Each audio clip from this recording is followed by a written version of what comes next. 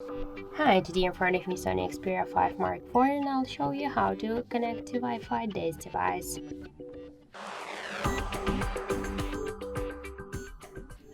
So first let's open the settings application and then tap to network and internet section. Tap to internet, click to the switcher to activate the Wi-Fi, and just you'll see here down the list was all of the available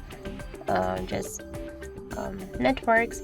Just select one from this network, enter here the password. If you want to see this password here, you should just click to this checkbox to show it to have no some mistakes.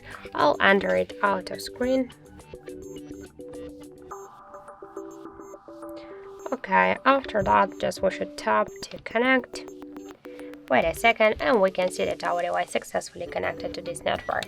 So just to turn on or turn off the Wi-Fi, you should click the switcher. Just to connect to the network, you should select the network, enter password, tap to connect.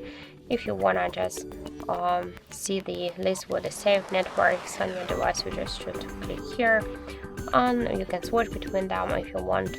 For example, when you have the slow internet connection. Also, I got one more way how we can do that. First, open notification panel shortcuts, then you'll see here the Wi-Fi icon.